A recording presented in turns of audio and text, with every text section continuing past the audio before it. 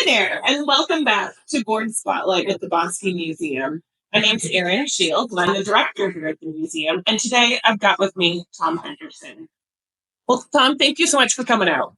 Well, thank you for having me. It's a pleasure to be here and to be able to talk about our treasure here at the Bosque Museum.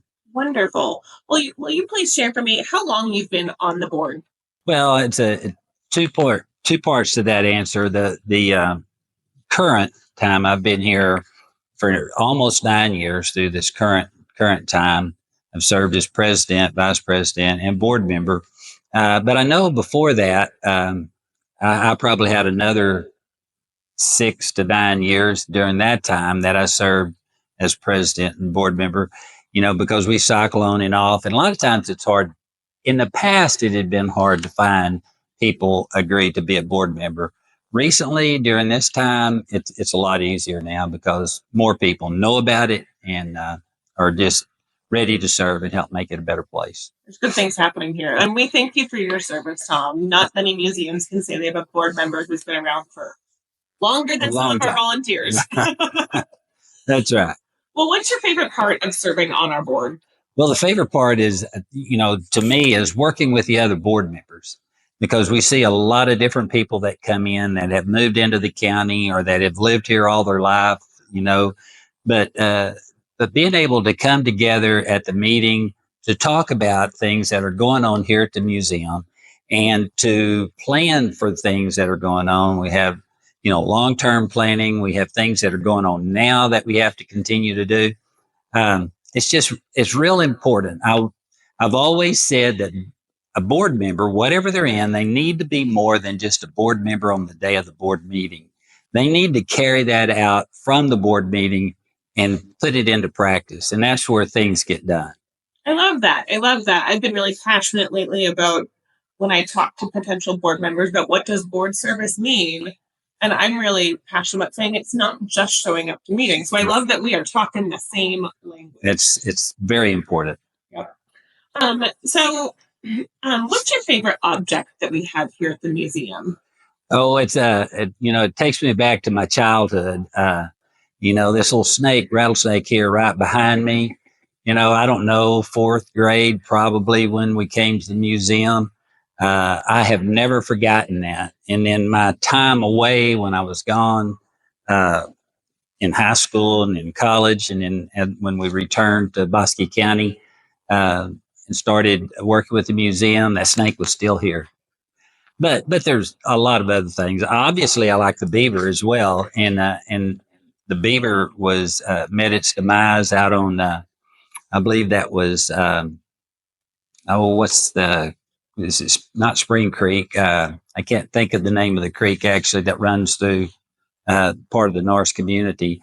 But anyway, I don't know if it'd been run over or what happened to it, but we resurrected it to have it preserved. And it's an important part of the museum. Whoever thought Bosque County had beavers? We always said they did, but whoever saw them, We can say. Yes. He is from. But then, the good part of the museum, obviously, are our Norwegian heritage. Every piece in here tells a story. And it's just so important that people, whether they are Norwegian or not, they need to learn about the history of this. And also, the Bosque 7 room, that's a really neat part of the museum. Tells a story of our area here in the county, and we're just very, very fortunate to have that. We are. We actually have the story of how we got this snake. It's a fantastic story. Well, I haven't heard that. I'll have to read about that. We'll share it on our social media channel someday. That'd be great. That'd be great. So, but also too, let's not forget about things that we have coming, such as the Lomax exhibit. That's going to be unbelievable. Our horn shelter exhibit. I don't think people realize that our horn shelter is the 3rd oldest remains in North America. Mm-hmm. It's the only double burial. So not a lot of people know what the horn shelter is, but if you get into the world of natural sciences and archaeology, they're going to know earth science. They're going to know about the horn shelter. Yeah. It's well written. Yeah, we're lucky to have the objects and lucky to have Absolutely. Well, if somebody has never been to the museum before, why would you tell them to go visit? Well, they need to come to the museum just to, if you move to an area, you need to find out, and most people do. One person told me one time when we moved to a town, and we would go to the Dairy Queen. We'd find out a lot of history about, maybe not history, but find out a lot of information at the Dairy Queen. But that's not what I'm talking about. When you come to the museum, you find out about a lot about your community. Our community has been so blessed to have the museum here, to continue to let people see what has been done here in the county, and continues to be, a great place for people to be. It's one of the things that I'm really passionate about is trying to get, it was years that I didn't go to the museum. And I know it's been years since people have come to the museum that live here. And I just want everybody to revisit the museum and find out what's been done. There's a lot of things that have changed, and the museum is very, very special. And and we're not forgetting about the German heritage. There's lots of German heritage here in Clifton, and as well as the Norwegian heritage. The thing that's special about the Norwegian heritage here is that there's not many of them in Texas, and there's a lot more of the German families. Probably have just as many, maybe probably a lot more German families than Norwegian families. Yep. But anyway, they're both very, very special to the museum. Yeah, definitely. So, what's your favorite event the museum puts on every year? We do a lot. We do. One of the things that's really, really close to my heart and about the museum and what I remember and things that I like to do is our Christmas candlelight at the museum. It's decorated. The docents and you do so much in decorating the museum, and then having the candlelight, and then after the Christmas parade, people come by the museum, and we get a lot of people from out of town because they're in town for the home tour. But it's a very special time, and you think back about the history and just how different it was during that time, and how we need to remember that. It's our responsibility for this to carry over to the next generation.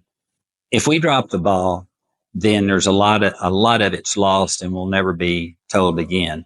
Mm-hmm. Much like the earth, we're not doing it. Right. We're just here protecting it for the next generation. Exactly. It's important that we continue to do what we do to keep the museum going, and that involves many different people all the time. It's all the time. It's an everyday job. Takes a village. It takes a village. It does. So, one last question? What is your favorite place in Bosque County? We've got a lot of views. What's your favorite? We do. Our bank did commissioned a photographer to go out through the county and to photograph, at that time, all of the historic places by the, I guess it'd be the Texas Historical Commission. And they had the monuments there in front of those signs. So we commissioned A.V. Bonar to go out and to take pictures of those. And boy, it'd be my dream someday to be able to have the technology, to be able to have all of, a story recorded about all of those. So many of them you can drive by. And when you drive by, if you pull up that story on your little device and you could hear what's going on, I'd love for that to happen. But these old homes and things that have been redone, just phenomenal. But the thing that really reminds me of their immigration here and their way of life here is the churches. And you just cannot forget about our Savior's Lutheran Church, where they have the smorgasbord each year. Also, the Rock Church. If you haven't been to their Christmas candlelight service, you need to put it on your calendar. They'll have three sessions out there during on Christmas Eve, candlelight. It's just phenomenal. And then St. Olaf's Church there in Creffel's Gap, they just kind of migrated with the church. They'd fill up one church, they'd move down, build another church, just keep going like that. But those churches are very special. Wonderful. Well, thank you so much for your board service, Tom. Thank you for sitting down with me today. I really appreciate it. Well, it is my pleasure to be here, and I look forward to continuing to work with the museum. And it's just a great place that we don't ever need to forget or neglect. Exactly. Well, thank you so much for you guys for joining us today. We will be back soon with another board spotlight. Thank you.